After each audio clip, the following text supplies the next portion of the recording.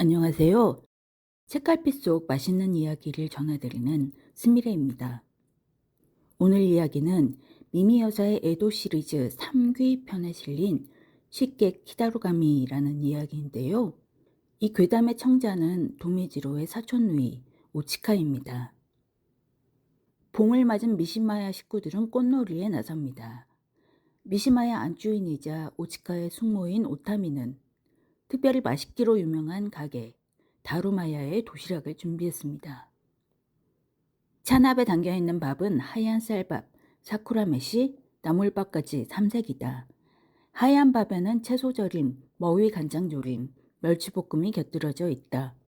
사쿠라메시는 간장과 술을 넣고 지은 양념밥을 말합니다. 흰색, 분홍색, 녹색이 조화된 모습의 도시락이었겠네요. 아마 작년 도시락에는 검은 콩밥이랑 버섯밥이랑 찬물로 지은 밥의 삼색이었지. 매년 조합이 바뀌는군요. 그런데 이 도시락 가게에는 이상한 점이 하나 있었습니다. 분점도 내지 않고 심지어 여름철에는 가게를 닫아버린다는 것인데요. 여름의 아름다움과 풍류를 모아 밤하늘에 수놓는 불꽃놀이를 바라보며 술과 안주에 입맛을 다시는 것은 에도 사람들의 즐거움 중 하나다. 오카와 강가의 대석이나 요리집은 모두 10,000원이 된다. 불꽃놀이가 잘 보이는 곳에 가게가 있는 상가는 단골 손님을 초대해 연회를 연다. 맛지리의 계절이면서 또 다른 대목인 여름 장사를 하지 않는 이유는 무엇일까요? 궁금해진 오시카는 지인에게 부탁해 도시락 가게 주인을 괴담 자리에 초대하기로 합니다. 스미다가와 강둑의 벚나무가 완전히 잎만 남게 되었을 무렵 대석집의 안주인이 심부름꾼을 보내어 오치카가 기다리던 소식을 전해주었다. 배달 요리집 다루마야의 주인인 후사고로가 흑백의 방에 손님이 되어주겠다고 한다. 날짜도 곧 정해졌다. 후사고로는 작은 체격에 가느다란 눈, 애교스러운 표정을 한 40대 중반의 남자였습니다. 흑백의 방에 초대된 그는 그 누구에게도 말하지 않았던 여름 휴업을 해야만 하는 사연에 대해 털어놓습니다. 이야기의 시작은 그가 20살 때까지 고용살이를 했던 아타고시타의 배달 요리집을 뛰쳐나왔을 때부터라고 한다. 요리집 고용살이 일꾼 중에는 신참을 노름판에 끌어들이는 질 나쁜 형님이 있었어요. 그는 후사고로가 좀처럼 꾀임에 넘어가지 않자 집요하게 괴롭혔습니다. 더 이상 버틸 수 없어 도망친 그는 친절을 베풀어주던 장어구이집 부부를 찾아갑니다. 그 전에 몹시 더운 날 도시락을 다 배달하고 돌아가던 후사고로를 장어구이집 안주인이 불러세웠다. 우리 가게 아이가 구운 장어가 다 타서 도저히 손님에겐 낼 수 없다. 하지만 버리는 것도 아까우니 좀 먹어달라는 것이었습니다. 고용살이를 하며 항상 배를 골아온 후사고로는 생각지 않은 호의에 깜짝 놀랍니다. 양념장을 발라 구운 장어라니 눈앞이 어질어질 할 정도로 사치스러운 음식이지요. 한 입 먹었는데 어찌나 맛있던지. 게다가 탄내라고는 조금도 나지 않았고 껍질도 알맞게 구워진 채 틀림없이 붙어 있었습니다. 다시 말해서 장어구이집 부부는 후사고로에게 은하조를 대접해주기 위한 방편으로 거짓말을 한 것이다. 이후에도 몇 번이나 장어구이를 대접하던 부부는 도망친 후사고로를 주인집 어머니와 딸이 살고 있는 반찬가게에 피신시켜줬습니다. 뿐만 아니라 반년쯤 지난 후 부부는 후사고로를 사위로 삼는데요. 장어구이집 부부는 이따금 보이는 배달 요리집의 고용살이 일꾼에게 그저 동정의 눈길만 보내진 않았으리라. 좋은 젊은이 같다며 처음부터 딸의 남편감으로 어떨지 생각했을지도 모른다. 아내 오타스와 할머니는 함께 밥과 간단한 반찬을 파는 나오리 가게를 운영하고 있었습니다. 후사고로가 가게에서 반찬 만들기를 배운 지 5년째 스승이었던 할머니가 세상을 떠나는데요. 우울해하던 오타스는 장인장모와 함께 하코네 온천 여행을 가게 됩니다. 그 사이 고향의 어머니가 위독하다는 소식에 후사고로는 본가로 향하고 급히 모친상을 치르죠. 슬픔에 빠진 것도 잠시 동생이 솜씨 좋은 요리사가 된 모습에 자극을 받았고 의욕을 되찾아 에도로 돌아가기로 합니다. 하지만 발걸음을 재촉하던 그에게 생각지 않은 일이 닥쳐오는데요. 무릎이 어떻게 된 것이 아니다. 아픔은 없었다. 다만 온몸에서 힘이 빠지고 서 있기 힘들고 식은땀이 줄줄 흐른다. 쪼그려 앉아도 현기증이 나고 호흡이 거칠어져서 괴로워 견딜 수가 없다. 신음하며 자리에 누웠지만 조금도 편해지지 않았다. 점점 눈앞이 어두워졌다. 후sak으로는 직감했습니다. 걸어가는 사람에게 들러붙는다는 신의 시인 거라고요. 고개나 묘지를 걸을 때 갑자기 기운이 빠지게 하는 이것의 이름은 히다루가미라고 합니다. 히다루가미는 아귀라고도 부른다. 산길이나 들길에서 쓰러져 죽은 사람의 영혼이며 요괴이다. 이것에 쉬면 갑자기 심한 공복을 느끼고 자리에서 움직일 수 없게 되고 만다. 나나카 산길에서 움직일 수 없게 되었을 때 후사고로는 대나무 껍질에 싼 주먹밥 3개를 품에 안고 있었다. 저녁을 먹기에는 아직 일렀지만 어쩔 수 없었다. 떨리는 손으로 꾸러미를 열고 주먹밥을 하나 꺼내어 천천히 먹어보았다. 주먹밥을 먹자 현기증과 식은땀은 거짓말처럼 멈췄습니다. 하지만 지장보살을 모신 작은 사당에서 하룻밤을 보내고 해가 떠오를 무렵 또다시 극심한 배고픔이 찾아옵니다. 가까운 역참에서 밥집을 발견하고 바깥에 있는 긴 의자에 걸터 앉았다.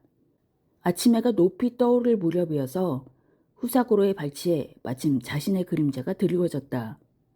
밥집 하녀가 잡곡밥과 국을 가져다 주었을 때 그는 깜짝 놀라 소리를 지르고 말했다. 발치 그림자에는 2개의 머리가 나란히 있었던 것입니다. 꺼림칙한 일이었지만 후사고로는 대수롭지 않게 여기고 배를 채웁니다. 그런데 1시간도 지나지 않아 또다시 기운이 빠졌고 할 수 없이 그는 밥집에서 싸온 주먹밥을 꺼내는데요. 주먹밥을 먹는다. 호사스럽게도 새하얀 백미밥에 소금도 아낌없이 뿌려져 있다. 2번째로 베어온 주먹밥에는 안에 다시마 조림이 들어있다. 너도 조림 좋아하니? 나는 아주 좋아해. 장고기를 조린 것도 좋지. 애도에는 김조림이 있는데 이게 또 맛있단 말이야. 다시마도 맛있지만 이건 좀 딱딱하군. 결국 후사고로는 히다루가미와 함께 에도까지 옵니다. 중간중간 밥과 간식까지 먹느라 여비는 거들났고 에도에 도착해 마을 입구 오두막인 기도반에서 요기를 하며 그는 한숨을 돌립니다. 지금 계절에는 군고구마나 군밤이 제격이거든. 추워지면 아메요나 어묵이지. 물엿은 1년 내내 있어. 봄에는 경단이나 팥소를 묻힌 찰떡, 여름에는 어쨌든 감주랑 한천이고. 자신도 모르게 또다시 히다루가미의 식욕을 자극한 후사고로. 낯선 이름이 등장하는데요. 아메유라는 것은 물엿을 뜨거운 물에 타서 개수나무 껍질로 향을 낸 음료입니다. 감주는 우리나라 식혜와는 달리 누룩으로 쌀죽을 발효시켜 만드는데요. 쌀요거트라고 불리는 것이 바로 일본식 감주입니다. 니우리 장수인 후사고로가 일회용 나무 도시락 하나짜리 도시락을 만들 때 우선 배워야 할 것은 생선구이나 채소구이다.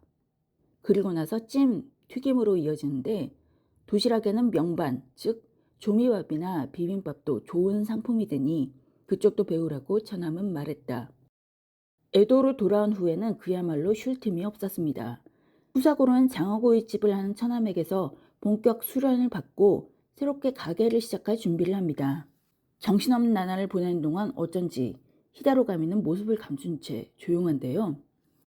사흘째 점심밥으로는 처남이 구운 양념구이 운하주를 맛보았다.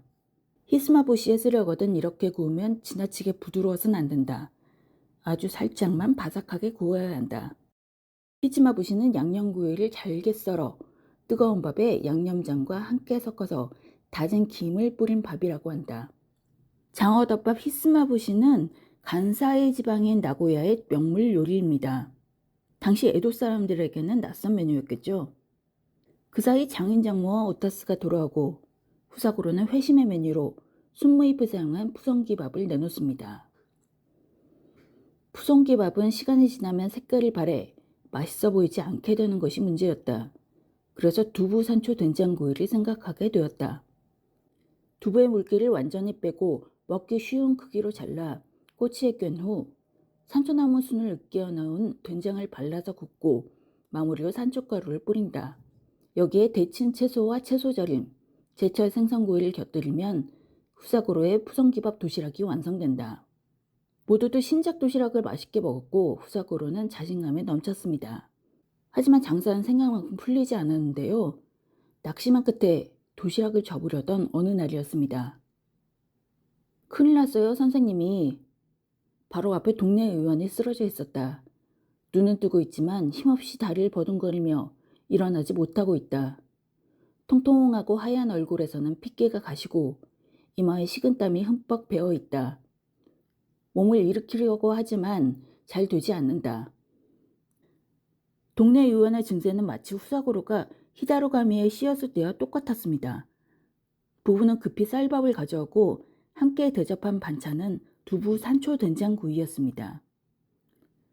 도시락 반찬으로 만든 것이라서 식어도 맛있다. 작은 접시에 담자 산초 양도 피어오른다. 밥도 먹고 조림도 먹고 맛있다 맛있다를 연발하던 노인은 멀쩡하게 원래대로 돌아왔다. 특히 두부 산초 된장구이 맛이 근사하다며 노인은 그 자리에서 도시락을 주문하는데요. 히다루가미가 후사고로를 위해 단골을 만들어주는 셈입니다. 두부 산초구이와 푸성기밥을 조합해서 냈습니다. 푸성기는 무청으로, 한 조각 올라가는 생선은 삼치 된장구이, 이쪽은 산뜻한 백된장으로 단맛도 적게 했지요. 꼬들꼬들한 붉은 매실절임과 하얀 매실절임을 만들어 홍백으로 축하하고 검은 콩은 솔잎을 꽂아 장식했다. 조림은 토랑과 연근과 무, 무는 타기 직전까지 졸여 물기가 없도록 완성하는 것이 후사고로식이라고 한다. 이렇게 입소문을 타고 도시락을 찾는 사람들이 늘어날 무렵 또 다른 대박 손님이 찾아옵니다. 어느 영주의 아들을 위해 보양식을 찾던 중년 부인이 무언가에 홀리듯 장어 도시락을 정신없이 먹어치운 것이죠. 그거 히다루 씨한테 끌려온 거네요. 손님을 끌어온 히다루가미 씨는 그냥 이름뿐인 씨는 아니었던 것이다. 장사는 번창해 갔지만 이 무렵 이상한 일이 일어납니다. 오타스가 현기증을 느끼기 시작한 것인데요. 이들의 집은 어떤 힘에 의해 기울어지고 있었습니다. 큰 길 가게로 거처를 옮겼더니 이번에는 집 여기저기 틈새가 생기고 삐걱거리는 소리까지 납니다. 왜 이런 일이 일어난지 알아챈 것은 후사고로가 엄청나게 큰 히다루가미의 그림자를 보고 나서였습니다. 히다루가미는 살이 찐 것이다. 매일매일 맛있는 음식을 배불리 먹으면 당연히 살이 찔 수밖에 없다. 부부가 큰 길에 있는 가게로 옮겨 다루마야를 게시하자 히다루가미가 살찔 요소는 더욱 늘었다. 그 무게를 견디지 못해 집이 일그러진 것이다. 하지만 은혜를 입은 히다루가미를 두 사람은 차마 쫓아낼 수 없었습니다. 결국 히다루가미의 살을 빼기 위해 부부는 장사를 중단하고 먹는 것을 줄이는데요. 이때부터 히다루가미는 칭얼거리며 심술을 부리기 시작합니다. 견디다 못한 후사고로는 처남에게 사실을 털어놓고 도움을 청하죠. 히다루 씨, 나는 아카사카에서 장어구이집을 하고 있다. 내가 착하게 지나고 빨리 살을 뺀다면 2단 찬압에 히스마부시와 조림, 구이를 가득 담아서 상으로 주마. 이 말에 얌전해진 히다루가미, 다이어트에 성공한 모습으로 나타나고 다음날 처남이 만들어준 찬압은 비어 있었습니다. 여름 휴업을 해야 했던 이유는 이 때문이었죠. 그런데 오치카는 한 가지 의문이 들었습니다. 꼭꼭 숨겨둔 비밀을 어째서 지금은 털어놓을 수 있었을까요? 작년 9월 초이니 여름 휴업이 끝나고 장사를 시작한 지 얼마 되지 않았을 때 본가에서 서한이 왔습니다. 얼마 전 쓰러져서 알아누워 있던 아버지가 돌아가셨다고. 장례를 치르고 돌아가는 길에 다시 나나카 산길에 접어들었지요. 그런데 후사고로의 그림자 왼쪽 어깨에 히다루가미의 그림자는 나타나지 않았다. 히다루가미가 감쪽같이 사라지자 후사고로는 발을 동동 구르기도 하고 원망의 말도 합니다. 대체 왜 돌아오지 않는 것일까? 나중에 조금 진정하고 나서 떠올려보니 생각에 미치는 것이 있었습니다. 아버지 장례 때 독경을 잔뜩 들려준 것이 잘못이었나 하고요. 하지만 히다루가미 입장에서는 성불한 것이니 잘못된 일은 아니라고 부부는 이야기합니다. 성가신 일도 많았지만 어쨌거나 20여 년을 함께한 친구가 떠난 탓일까요? 마음속이 뻥 뚫린 듯한 기분에 후사고로는 아내와 함께 고향에 돌아가기로 결심합니다. 저는요, 나나카 산길에 서서 큰 소리로 이렇게 말해주고 싶습니다. 어이, 히다로가미, 나도 돌아왔어. 내가 만드는 계란부침이나 소보로밥, 두부된장고기가 그립지? 하고요. 미시마 시리즈 중에서는 드물게 밝고 해학적인 이야기입니다. 다양한 요리들이 계속 나오니 읽다 보면 배가 고파지기도 하는데요. 시대와 사회성을 담은 재미있는 작품들을 다음 주에도 소개해 드리겠습니다. 그럼 구독과 좋아요, 알림 신청 부탁드리겠습니다.